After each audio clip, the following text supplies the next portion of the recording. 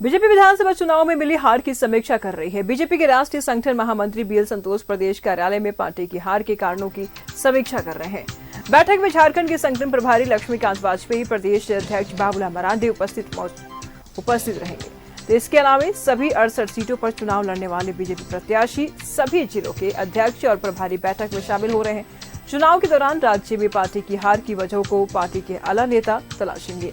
इस दौरान सीटवार प्रत्याशियों के सामने आई चुनौती, हार की वजहों पर चर्चा की जाएगी। चुनाव में गठबंधन दलों की भूमिका पर भी बैठक में चर्चा है। वहीं आगामी 5 वर्षों तक बीजेपी किस तरीके से अपने वोट बैंक को एकजुट करे, इसे लेकर भी चर्चा की जाएगी। समीक्षा के बाद आलाकमान को रिपोर्ट सौंपी जाएगी, जिसके बाद 3 दिसंबर को बीजेपी के राष्ट्रीय अध्यक्ष जेपी नड्डा, अमित शाह समेत अन्य नेता पार्टी की हार की समीक्षा करेंगे। इन बैठकों के बाद नेता विधायक दल के चयन पर चर्चा होगी। बीजेपी को इस बार महज 21 सीटें ही मिली है, जो पिछले विधानसभा चुनाव में मिली 25 सीटों से कम है।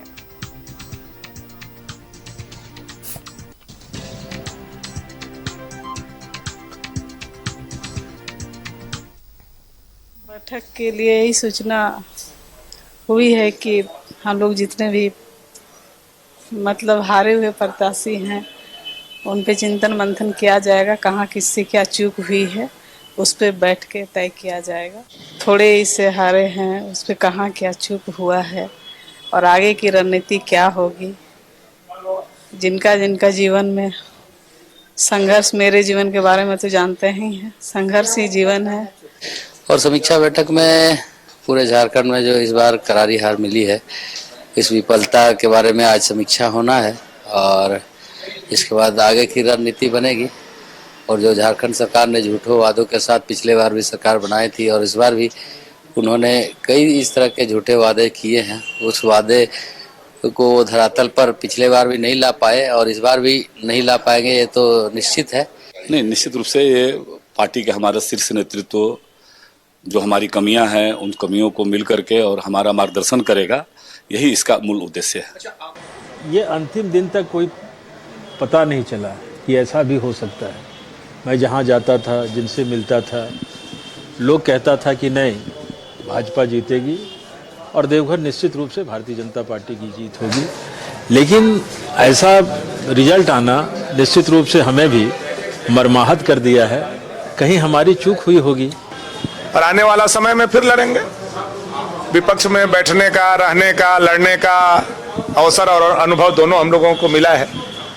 उसका फायदा झारखंड को पहुंचाने का काम करेंगे। पहले कोई पाबंदी नहीं थी, अब पाबंदी के साथ मैया योजना 3200 रुपये क्विंटल धान खरीदेंगे, 2400 रुपये क्विंटल पर आ गए हैं। तो सरकार अपने घोषणा से स्वतः पीछे हटती जा रही है और आने वाला समय में झारखंड की जनता इनके घोषणा और इनके काम जब तुलना करेगी तब सरकार को पनिश करने का अगले बार काम करेगी। तो झूठी वादे करके जो सरकार आई, आज झूठा वादा को पूरा करने का समय आ गया है। मुझे ऐसा लगता है कि तमाम ऐसी चीज़ें थी जो हमारी हार की तरफ अंकित कर रही है। इसी को लेकर समीक्षात्मक बैठक है। हम लोग चुनाव भले ही आ रहे हैं, लेकिन हम लोग पुनः मैदान में आएंगे और जोरदार तरीके से आएंगे और पूर्ण बहुमत के साथ आएंगे।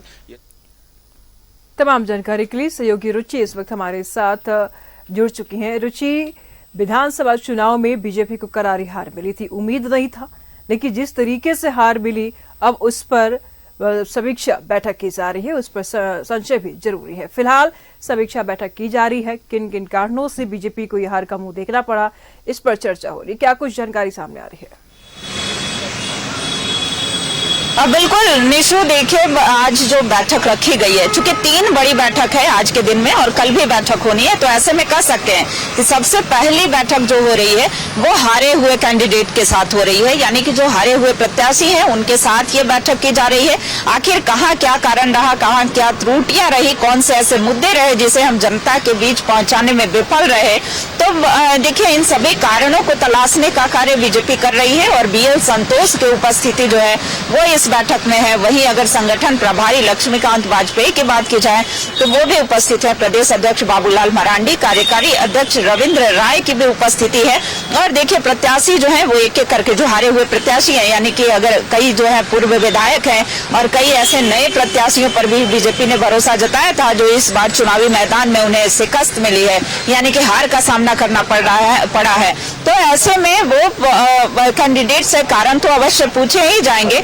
और देखिए एक और पूर्व विधायक जो है वो अभी बैठक में शामिल होने जा रही हैं।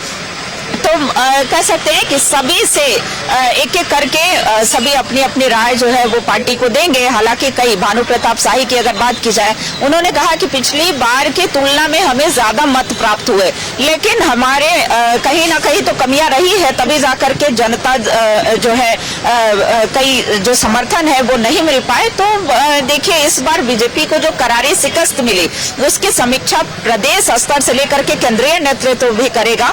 और कैसे आगामी दिनों में बीजेपी की रणनीति होगी, कौन कौन से ऐसे कार्यक्रम होंगे, चूंकि एक बार हौसला अफजाई करने के लिए भी बीएल संतोष की उपस्थिति है, सांगठनिक बदलाव के भी संकेत हैं। तो ऐसे में कहा जा सकता है कि जब हारे हुए प्रत्याशियों से चर्चा होगी बरहेट के बीजेपी प्रत्याशी गमालियन हेम्ब्रम की बात करें, वो भी यहाँ पर उपस्थित है। बाबूलाल सोरेन की बात की जाए, उनकी भी उपस्थिति हो चुकी है। तो लगभग वो जो हारे हुए जितने भी कैंडिडेट हैं वो यहाँ पहुंच चुके हैं। मीरा मुंडा की बात की जाए, उनकी भी उपस्थिति हो चुकी है। अमित मंडल उपस्थित हुए हैं। तो ऐसे वो तमाम जो कैंडिडेट हैं जिनकी हार हो चुकी है वो सभी एक एक करके, कुछ और पहुंचने बाकी हैं, कुछ कार्यालय तक नहीं पहुंच पाए हैं, वो अभी ऑन वे है, तो वो भी पहुंच जाएंगे। तो ऐसे में माना जा सकता है कि कैसे उन सभी कारणों की समीक्षा की जाए और आगामी दिनों में बीजेपी चूंकि प्रमुख विपक्षी पार्टी के रूप में होगी तो कौन कौन से ऐसे मुद्दे होंगे चूंकि जनता के बीच ये आगामी दिनों में भी बने रहेंगे। कल ही प्रदेश अध्यक्ष बाबूलाल मरांडी ने कहा भी था कि हम सिर्फ चुनाव जीतने के लिए मैदान में नहीं रहते हैं, हमारा उद्देश्य होता है कि जनता के बीच बने रहे, उनकी सामाजिक व्यवस्था, सभी जनता के वो तमाम मुद्दे हो, चाहे युवाओं के हो, महिलाओं के हो, रोजगार को लेकर के मुद्दा हो, उन तमाम मुद्दों को लेकर के हम जनता के बीच लगातार बने रहेंगे और सरकार को हर वो वादे याद दिलाने का कार्य करेंगे जो उन्होंने इस बार भी किए हैं, 2019 में भी किए थे। तो सरकार उन कार्यों को पूरा करे। और देखिए आगामी दिनों में चूंकि नेता प्रतिपक्ष विधायक दल नेता की भी जरूरत पड़ेगी, तो उनका विधायक दल नेता कौन होगा, तो ऐसे में कई सवाल जो है वो लोगों के जहन में है। देखिए 11 बजे से 1 बजे तक जो बैठक है वो हारे हुए प्रत्याशियों के साथ बैठक है। उसके बाद जो बैठक होगी वो विधानसभा वार जो प्रभारी चुनाव के मद्देनजर जो प्रभारी नियुक्त किए गए थे उनकी बैठक होनी है। फिर जो शाम में बैठक होगी शाम के 7 बजे वो चुनाव समिति के सदस्यों के साथ बैठक होगी। तो आज का दिन काफी अहम है इन भाजपा कार्यकर्ताओं के लिए, भाजपा नेताओं के लिए, चूंकि आगामी दिनों में जो कार्यक्रम की रूपरेखा है, जो रणनीति है वो किस तरीके की होगी, लोकतांत्रिक व्यवस्था के तहत ये कैसे आगे का कार्य करेंगे। तो इन सभी चीजों का जायजा जो है वो स्वयं बीएल संतोष जो है संगठन के राष्ट्रीय महासचिव जो है वो स्वयं ले रहे हैं। वही प्रदेश अध्यक्ष की उपस्थिति तो है ही, कार्यकारी अध्यक्ष रविंद्र राय की उपस्थिति है। तो ऐसे में माना जा सकता है कि ये दिन, आज का दिन काफी खास और अहम है। कल भी बैठक होनी है निशु। देखिए कल दर्शकों को ये भी जानकारी दे दें कि कल जो 1 दिसंबर का भी दिन होगा वो बेहद ही खास होगा। उसमें जो जिला के जिला अध्यक्ष हैं और जिला के प्रभारी हैं उनकी उपस्थिति रहने वाली है। उनसे भी फीडबैक लिया जाएगा कि आखिर हम कहाँ चुके हैं, कौन से ऐसे मुद्दे रहे जिसे हम जनता तक पहुंचाने में विफल रहे हैं, कौन से ऐसे कारण रहे जहां जिससे कि हम जनता के मन में जगह नहीं बना पाए। तो हालांकि देखिए कई ऐसे ट्राइबल सीटें रही हैं इस बार, करारी शिकस्त भले ही मिली हो, लेकिन ट्राइबल सीटों पर जो बीजेपी की वोटिंग है यानी कि मत जो मिले हैं वो ठीक ठाक रहा है। तो ऐसे में माना जा सकता है कि बीजेपी अपने आगामी दिनों के लिए भी मजबूत होने का प्रयास करेगी और हार के कारणों की समीक्षा भी करेगी। फिर उसके बाद 3 तारीख को यानी कि 3 दिसंबर को जो बैठक दिल्ली में होनी है तो ये सारा फीडबैक जो है वहां भी दिया जाएगा।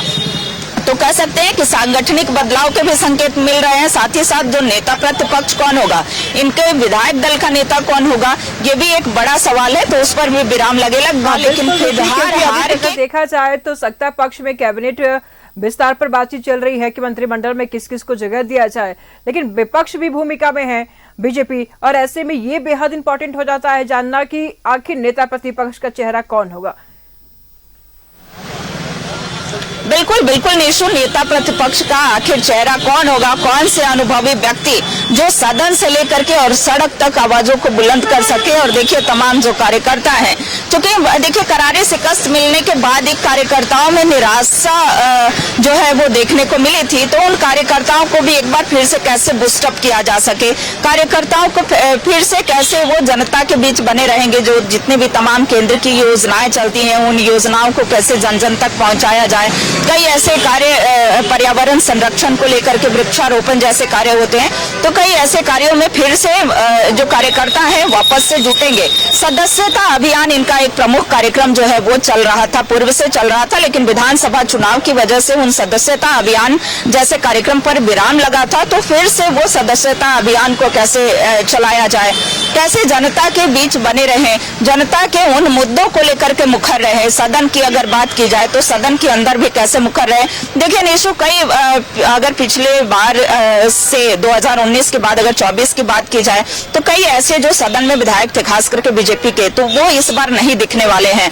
तो आवाज जो है सदन में मजबूती से कौन उठा पाएगा, नेता प्रतिपक्ष कौन होगा, क्योंकि पिछली बार विधायक दल नेता चुनने में ही काफी देर हो गई थी और विधायक दल नेता का दर्जा जो है बाबूलाल मरांडी को नहीं मिला था और अंततः अमर बावरी नेता। बात ये होगी कि अब बीजेपी यानी कि एनडीए अब नेता प्रतिपक्ष किसको बनाती है, क्योंकि अब सदन भी शुरू होने जा रहा है और ऐसे में विपक्ष अपने मुद्दों को रखेगी सदन में, ये बेहद जरूरी है। और ऐसे में विपक्ष का नेता कौन होगा, इस पर सबकी निगाहें टिकी हुई है। बहुत बहुत शुक्रिया रुचि, आपका इन तमाम जानकारियों के लिए। नजर बनाए रखेगा, लगातार हम आपसे अपडेट लेते रहेंगे।